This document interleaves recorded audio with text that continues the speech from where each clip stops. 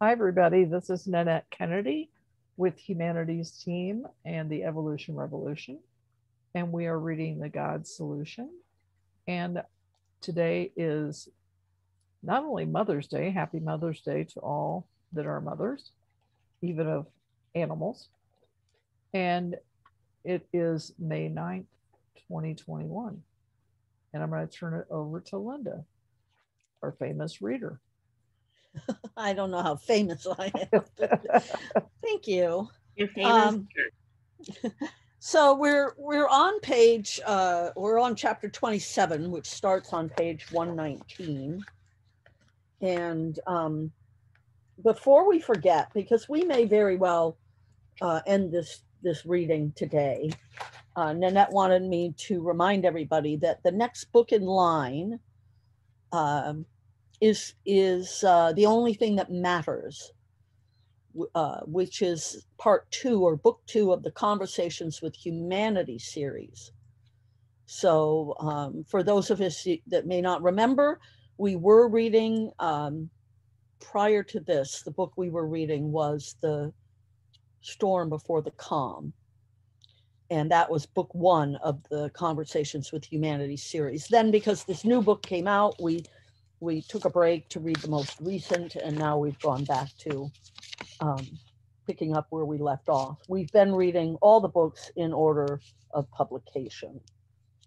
Thank you So very much. you're welcome. All right. So now, Oh, and it's by Neil Donald Walsh. of course. Yeah. Yeah. Yeah. Yeah. Yes. Okay. All right. Chapter 27.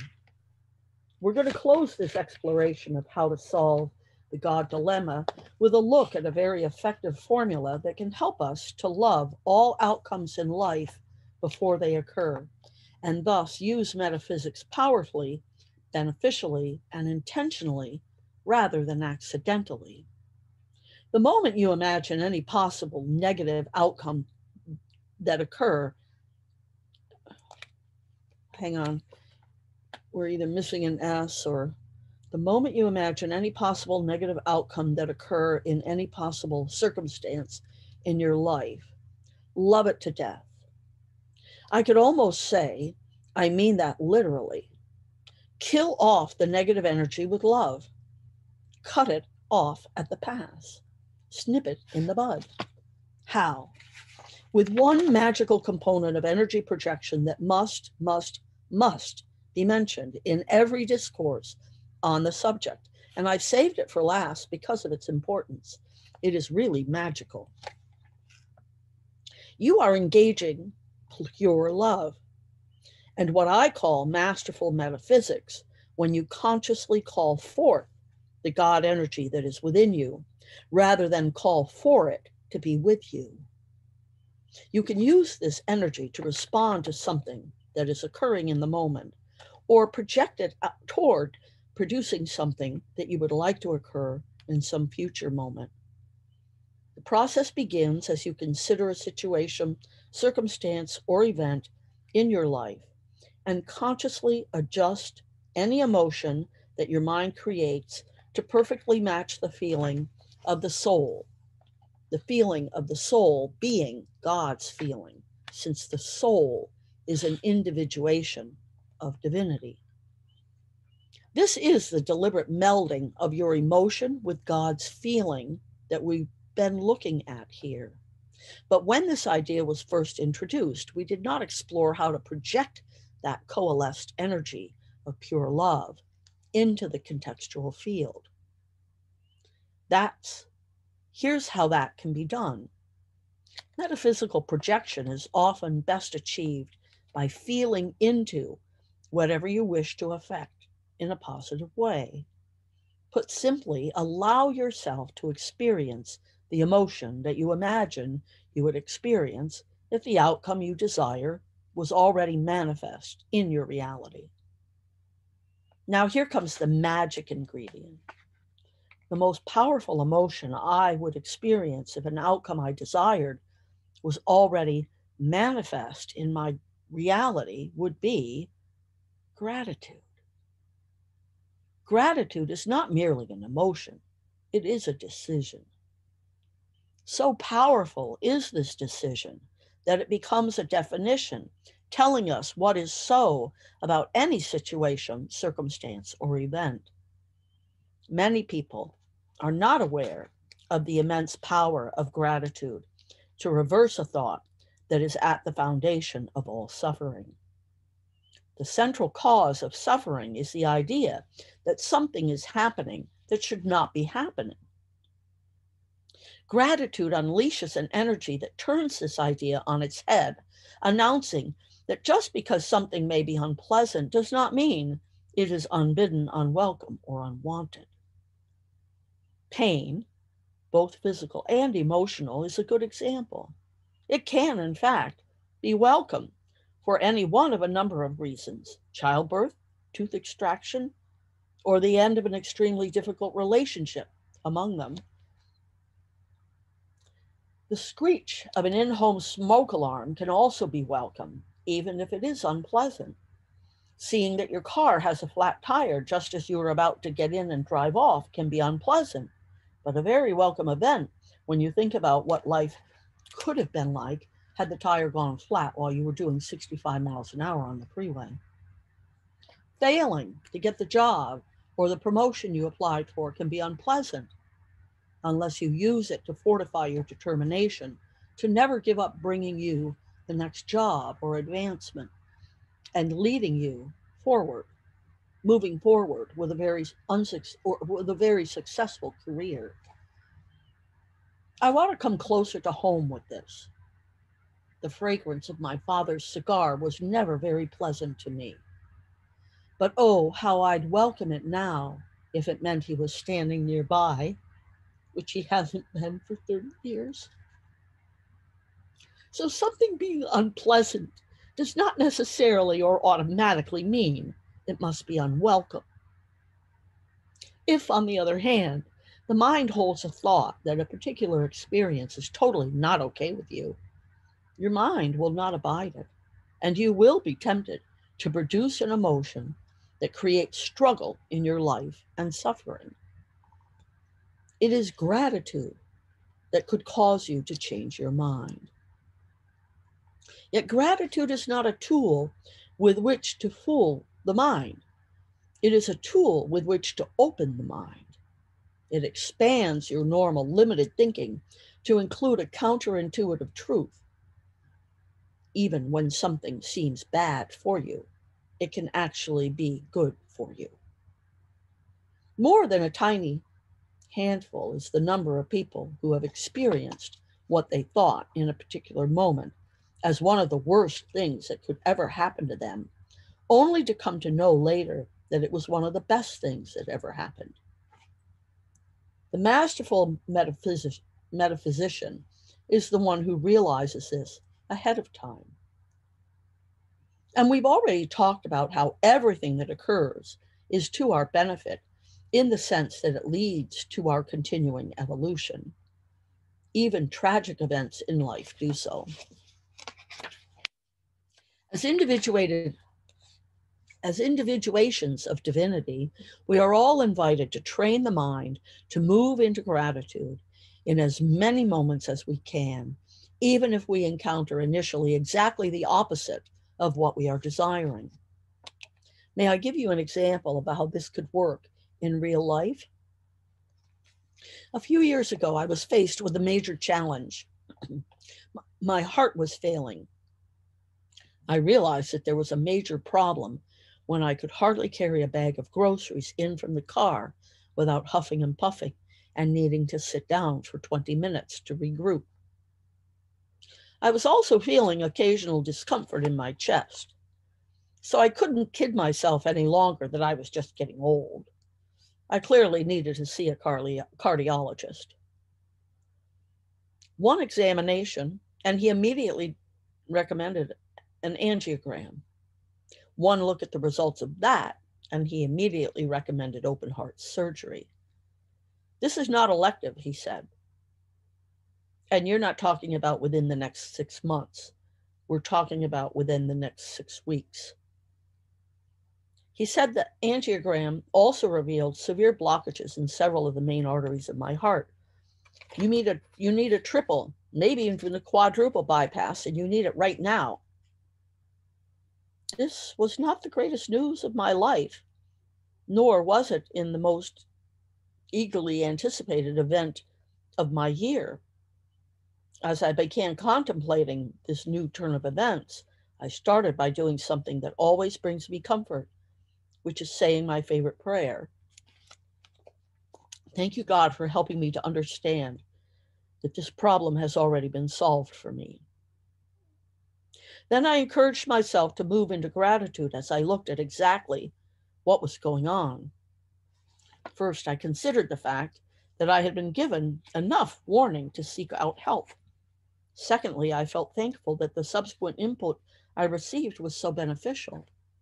And thirdly, I was being admitted to one of the finest cardiac care facilities on America's West Coast that just so happens to be located in the valley in which I live. And finally, I'd been placed in the hands of a man I'd learned was among the most highly skilled cardiovascular surgeons. And he just happened to have time on his surgery schedule to accommodate my sudden arising need. It turned out, by the way, that I did not need a triple bypass or a quadruple bypass. I needed a quintuple bypass. During the surgery, it was discovered that a fifth artery was nearly 90% blocked. To put it in my cardiologist's post-procedure words, you were a walking time bomb. I recall the moments before the operation as if it all happened yesterday. I felt inordinately calm lying there on the gurney and squeezing my wife's hand before they gently told her that they had to get me into the prep room. I whispered, "Everything will be all right. I love you." And they wheeled me away. Lying alone, waiting to be taken into the operating suite, I again entered a space of deep gratitude, thinking to myself, thank you, God. No matter how this turns out, it'll be perfect. I'll either continue my life over here, feeling much better, or I'll be coming home to you. I can't lose. I remember actually feeling excited in a peacefully joyful way. I've used gratitude in this way in the moments of lesser import as well. Running late, getting to the airport, missing an important call, losing data that I thought for sure I'd just saved on my computer, unwelcome events, large and small, that in my younger years would have caused consternation. I notice it's possible to project the energy of gratitude onto every situation. I've trained myself to appreciate the good that I know arises from every situation. For me, it's a matter of using imagery and feeling. First, I visualize an important event in my mind. It could be a past occurrence or something I'm anticipating. And then I encourage myself to actually feel the feeling of thankfulness for it, either through noticing that the past event is over and I've evolved in my spiritual understanding because of it, or by creating a short movie in my mind of a future event turning out exactly the way I want it to. When I say that I've trained myself to appreciate the good, I mean that I make both the good and my awareness of it bigger.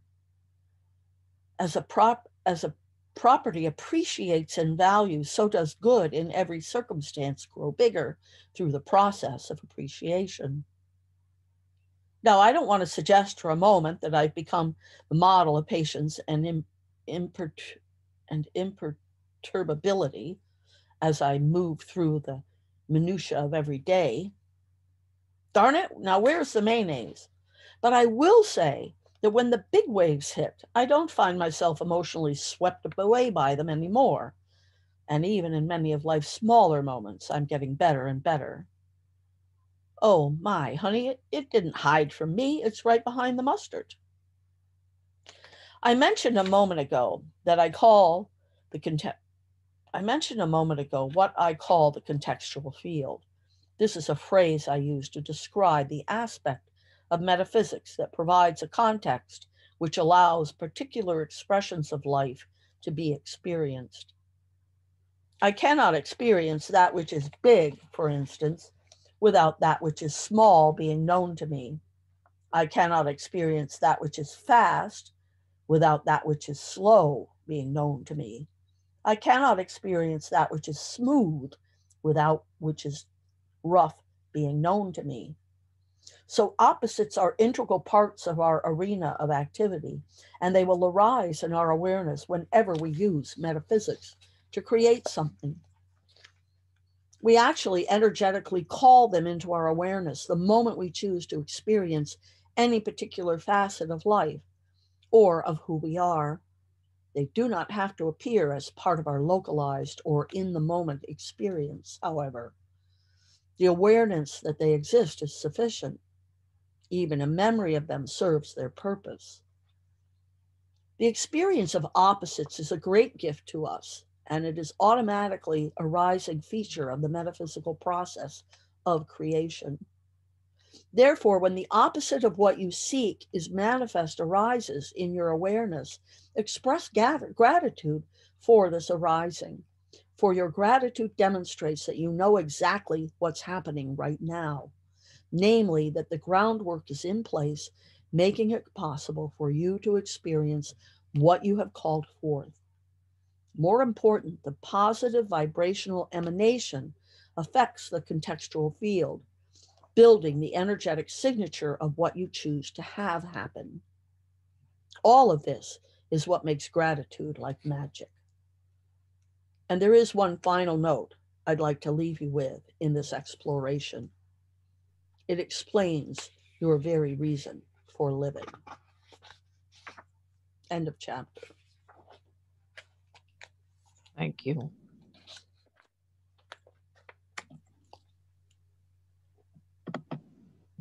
Going back to the beginning, because something really, it was the memory that he had of the cigar smoke. Right. And while he didn't particularly like the smell, there was this seemingly, it brought back a good memory. And it's funny because about a week ago, I bought this bag of little bite-sized Heath bars. And the only reason I bought them was because they reminded me of my grandfather. Because my grandfather loved Heath bars. And whenever we'd visit, he would have Heath bars all over the place for us. And he was a very eccentric man. He was quite wealthy. And he smoked stogies. And he carried a olive drab canvas bag like a purse, but he called it his crap bag. And he was it just brought back like all those memories, so that even though the stogies kind of stunk and I hadn't even thought about Heath bars in a long time, it brought back this memory of my grandfather, this eccentric man who I love dearly. It was my mother's father. So I can relate to that thing out there that's a trigger for a memory. Over.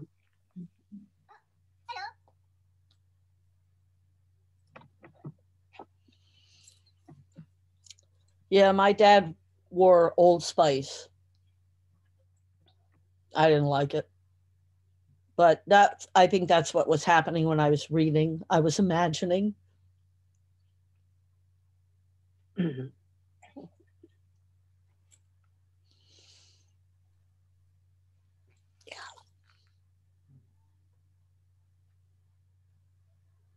But I wanted to say something because I think there's a fine line here between spiritual bypassing and what Neil is describing here. I wonder if Mary has any thoughts about that as well. He did say something like, he did sort of acknowledge that obliquely. He said something about it's, I don't remember what he said. But yes, you know, there is a fine line. I think that he said something in there that kind of mitigated that, but I don't remember what it was. But yeah, something about how we don't actually, it's a tool. It's a tool, choosing gratitude. Right. And it doesn't mean that you negate your emotion. You're just opening to an additional way of seeing it. That was what he said. We have to experience loss and pain and stuff, but he didn't say not to. He just said there's a way of looking at it differently. And that I sort of agree with, because I'm the one who's always looking for the silver lining and the upside, but I'm not using that as a way to avoid the uncomfortable feeling. I mean, he said it because he talked about how the uncomfortableness can be positive. Just because it's uncomfortable doesn't mean it's necessarily bad or unwelcome. I think as long as we're not using the gratitude thing to avoid reality, it's okay. Does that make sense? Makes sense to me. The thing that I wanted to address in this chapter is because I'm a word person, and somewhere along the line, someone pointed out to me the difference in the way the word gratitude feels versus the word appreciation. And gratitude has sort of taken over this conversation. That's the word that's always used. And I'm speaking as someone who wrote in a gratitude journal every night for years. And then someone pointed out, feel how gratitude feels in your body, and then feel how appreciation feels in your body. Gratitude carries with it a vibration of lack. That's even what he's talking about with the duality, right? The thing we have carries the opposite vibration. So with gratitude, we're being happy for, it's like we're being given something from outside of us more. To me, this is just all how the words feel to me. And appreciation is a more rounded feeling that doesn't contain that vibration of lack. So within your personal practice, you might find it beneficial to substitute that word, is all I'm saying. And for me, it wasn't my dad's cigarettes, because you smell those everywhere, but my uncle smoked a pipe.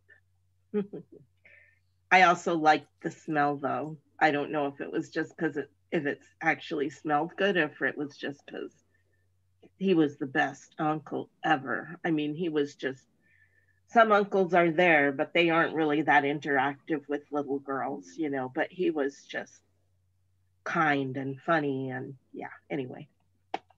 And died like a year after my dad did, so tragic. So, I appreciate the comments about the word appreciate versus gratitude, and it made me want to look up on David Hawkins' scale of, his map of consciousness. And what's interesting is that gratitude doesn't show up on this list. He says you strive for love or above, which is love is at 500. Acceptance is at 350. And that's as close to gratitude as is listed. So from acceptance, it goes to reason at 400, love at 500, joy at 540, peace at 600, and enlightenment from 700 to 1,000. So it's interesting to me. I never noticed that gratitude wasn't on this chart.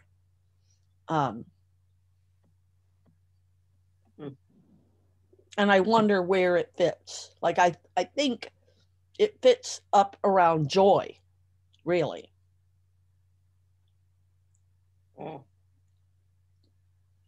I don't know. I just throw that out there. Energetically not for me. But that's okay. There was another. Were you going to say something, Anne? Yeah, but it's okay. You carry on if you want. No, you go ahead. I've already said something already. Go ahead. Okay, so what comes up for me when you, excuse me being late as well, I had a problem with his iPad. There was a sound coming in on it. I thought the whole thing had blown up. Anyway, it's remedied. I turned it off and turned it on again. That's how skillful I am, right? So what came to me?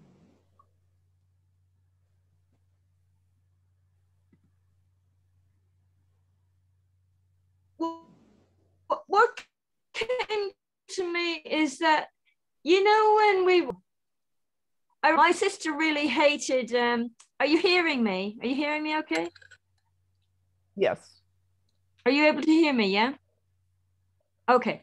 I don't have such a good signal. My sister, we went to my auntie's, and my sister really hated this egg custard my auntie made. And my auntie said, well, you should be grateful. But my poor sister, she was sensitive to foods, especially if they were slimy. Right? So like I felt what my poor sister was experiencing. She couldn't handle slimy food. So the gratitude has a sort of, like, you're told you should be grateful, whereas appreciation comes from the heart. That's how I experience it. Thanks. I love that. Yep, that's good. Me too. Love it.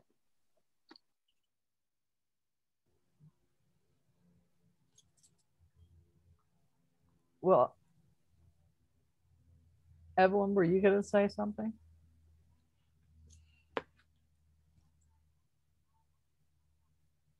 Me? Yes.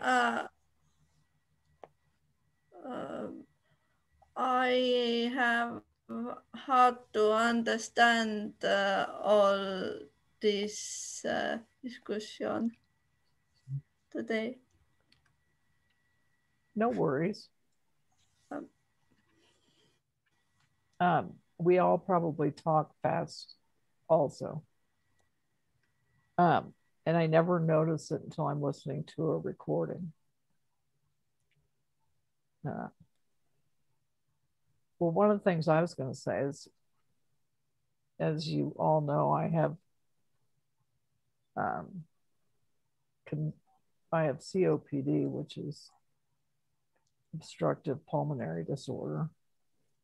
And I also have congestive heart failure. And one of the things, I smoked for a long time. Not such a good thing. And when he was talking about being out of breath after bringing in groceries and thinking, you know, well, I feel that way myself. And so now I'm feeling like I need to go see a cardiologist. And it's like, I don't know whether it's psychosomatic or whether that's something I read for a purpose that says I need to get the old ticker checked out. And I can't, it's one of those weird things. I appreciate that I read it.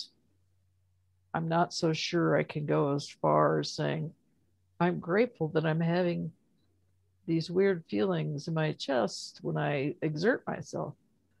You know, at least I'm alive. I guess I could look at it that way.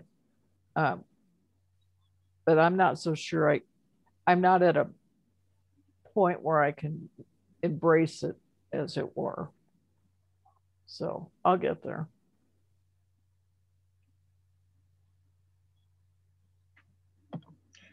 I mean, you can be appreciative that you read this thing that made you think, oh, maybe I should look into what's going on to my heart. Like, that's how he put it. So, Yep. and afterwards, you might be grateful that either way, grateful that something was found or grateful that nothing was found. Woohoo! Yeah.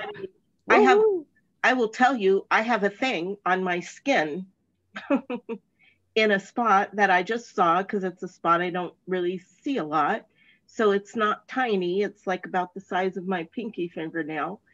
And, you know, it's concerning to me. It's like, it's got an irregular outline. It's got different colors. It feels a little raised. You know, these are all things that I understand could be bad signs.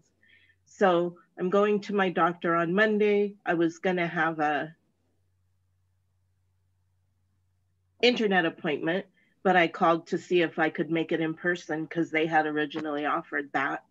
So I have 3 reasons I'm going in person instead. And, you know, it's like, am I thrilled that I noticed this thing here? No. But am I happy I noticed it now so someone can look at it and either reassure me that it's nothing, send me to a dermatologist, have it taken care of if it's not nothing, you know? So it's like, yeah, it's the mixed bag. The other thing I also did like about this chapter was just the reminder that the thing includes the opposite of the thing in this dualistic world where we live. So, you know, when I look around at the world and see things like not to my pleasure, remembering that the opposite is also contained. You know, as soon as I think of the one, the other comes up, and I can project my love at the wholeness, you know, the wholeness, this and this, and maybe it'll energize. Anyway, I think that's all I have to say. Over to everyone else. Thank you for saying that because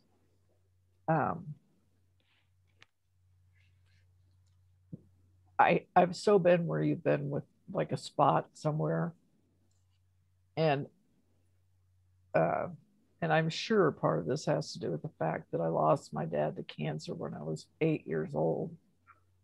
So, and he lived 8.5 years longer than he was supposed to. So I was very blessed with that.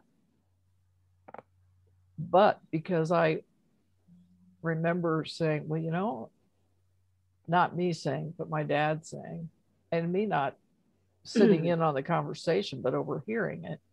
He goes, you know, I've got a spot on my chest. So every time I get something that's unusual, I have that thing that says, oh my God, do I have what my dad had? And I've gotten much better about it over the years, but I still have that moment sometimes where I am like, oh God, you know, or here's a good example. Just yesterday, I couldn't get a hold of my brother. I couldn't get a hold of him. I called him, I text messaged him. This has been going on for 3 days. And of course, I'm already standing at the graveside. As far as I'm concerned, he's dead. Something happened to him because he chooses to live homeless. You know, he's homeless. And I would like to be better about not jumping to the worst possible scenario. But anyway, Mary, I feel your bump. Over. Thank you. A friend of mine says you can play the positive what if game. So instead of jumping to the worst scenario, you could remind yourself, what if everything's okay? Anyway, what if he's just in a place with bad reception? What if he lost his phone? I did all those, and then I went back to the oh God, if I and he's not well, he's not feeling well. Yeah. And I'm really sorry. Thank you. And he's staying in a very inexpensive, not very nice motel. And my son Casey, who's 27, not even 27 yet, called me this morning and said, did anybody ask him if he's been tested for COVID? Didn't even occur to me. So tried to call this morning. Of course, doesn't answer his phone. But I'm going to, I guess you can drive through some of the pharmacies around here and do a COVID test through drive-through. But I digress. Anyway, I like your thing about thinking about remembering that there's a positive. Right. Oh. And I'm going to digress, and it's not the same because it's not someone who was so close to me at all, but there was a homeless woman who used to be sitting on at my bus stop in the morning when I was going to a particular job. So, you know, we got to talking and sort of became friends. And then she quit coming because it got cold and she would go sit other places. And she also quit sleeping in my neighborhood because there was a garage where they let her sleep there that was fairly safe and comfortable, but then people started complaining about it. And so they were like, I'm really sorry, but you're not going to be able to stay here much longer. So I don't know where she went to sleep after that. Anyhow, I had her phone number and I would call her occasionally to check up and see how she was doing. And then she quit answering that phone and she had breast cancer. Anyway, you know, any number of outcomes could have happened and I've considered them all, like you're talking about, Nanette. And, you know, she's not anyone who I have a close relationship with. So no matter what happened, I know I'll never hear from her again. But just to say that I am really sorry that you have that kind of uncertainty related to someone you love so much. Thank you. Can I say, I'm sorry that I came late. So I haven't been at the reading today. But the reason is something happened to me 2 days ago. I was going for a walk and I went out and then I don't have any memory. And suddenly I was on my back, going back, and I was holding here. I had a horrible pain in my back head and a bowl out like that. So I took some freeze and thing and put on it. And then I have no memory what had happened. So I had to go to hospital because it could be very dangerous. So I came home yesterday evening and now a friend took me for a little walk because I need to do that. So that's why I forgot this, but I don't know at all what happened. It's about 20 minutes. And the brain, when it gets hurt, can put off just before and just after the incident and the incident to have the energy to rehabilitate. I have heard about that, but it's crazy. I've never in my life experienced something. I have no idea where it happened, how it happened, and how I came to think to go home. So did you go to the doctor? Yeah, I went into the hospital. I was there from the late evening 2 days ago to early evening yesterday. Did they find anything? No, they did this, what you say, when you... CAT scan? Yeah, everything everything, but they found that the pulse might be a little unstable. And maybe I have swimmed, what you say when you yes. You fell? Yeah, because I have Did you faint? Fainted? Yeah, faint, yeah. They think you fainted and hit your head? Yeah, it can be. I don't believe so because I normally don't faint. I mean, I'm very clear like that. Usually when you faint, you remember when you wake up though. Yeah, so this, I think I have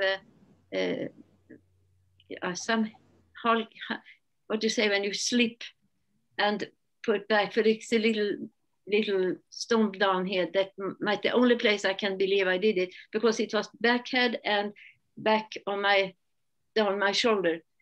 So it's a little painful. But when I walk and go around, I can't feel it. But if I sit, as here, now it comes back, the pain.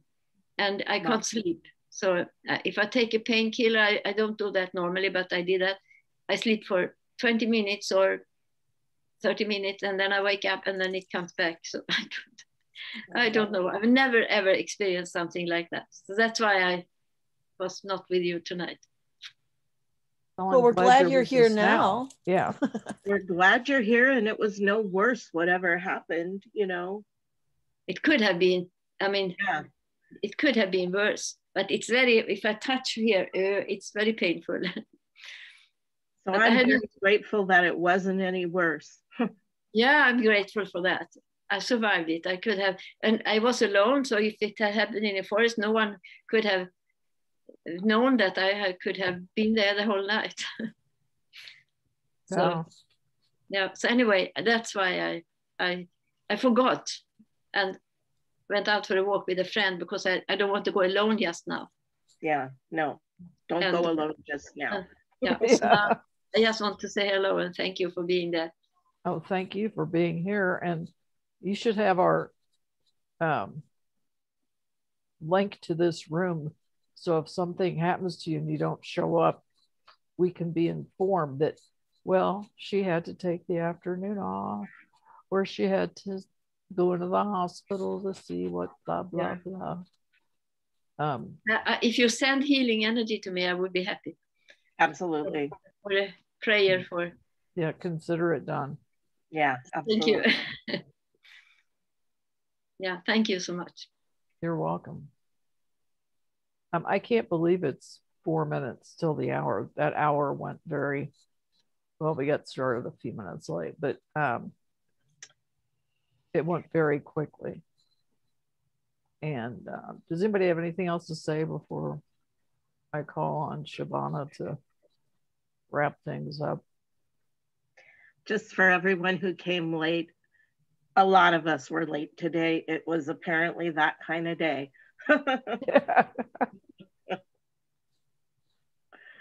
Yeah, it's not going to go. It's not a cardinal sin, okay? It's just a menial one. And I'm joking. Okay. Anyway, Shabana, would you like to do a little closing?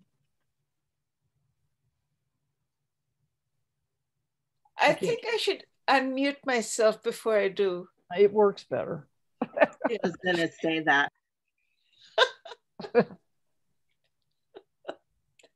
Well, I just want to tell Bima and Evelyn, and Darby, well, I'll tell you too, I guess, because you're not in North America. But it's Mother's Day here. I was just asking Evelyn if she has any children. Bima has children, I know that. You don't, do you, Anne?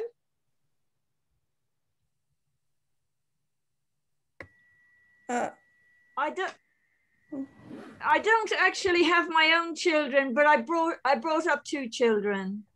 Oh yes, you told us about that. I'm an unacknowledged mother. Well, you're acknowledged here. Absolutely.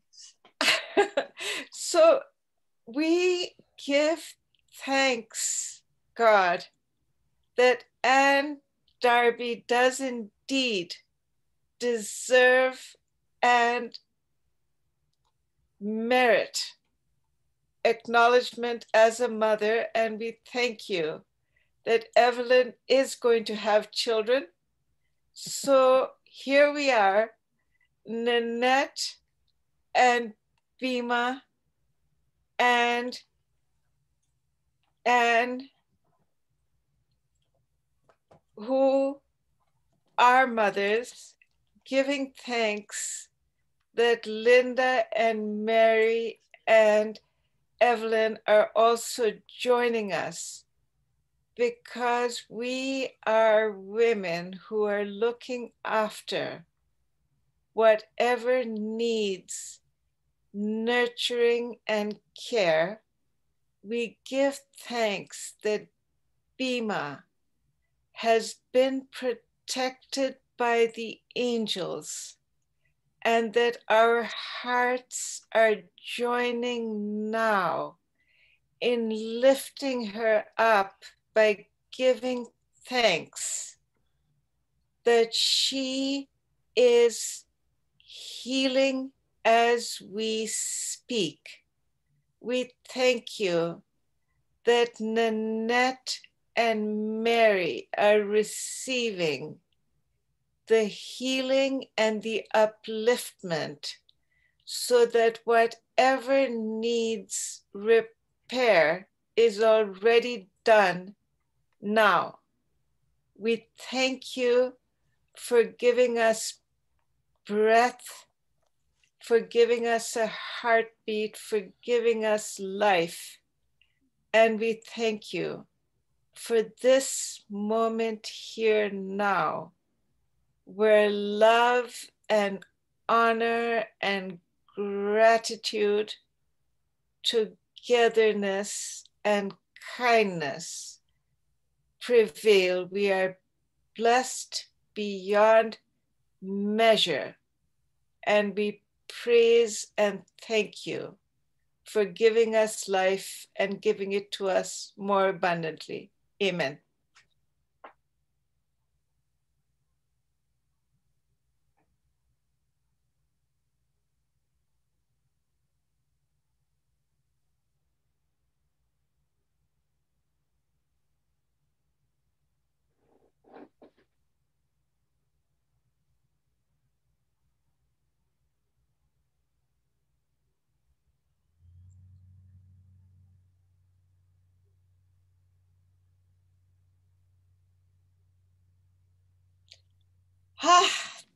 Thank you, everyone. What a delight it is to see you, even though I came so late. It was a late day. I don't know what was going on, but we were all kind of late. So thank you very much, Shabana. And you're welcome. Thank you, Bima, Evelyn, and Mary, Linda. Thank you for reading. And I guess we'll read a little bit more next week. And my brain is not working, so I can't remember the title of the book. It's the second book after the only thing that matters. I'm sorry, say that again. The only thing that matters. The only thing that matters. And, so did we finish this book today? No.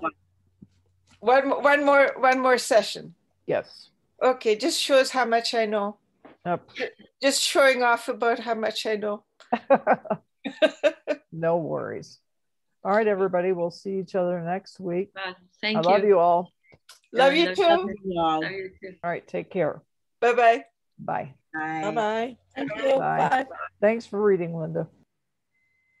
Bye.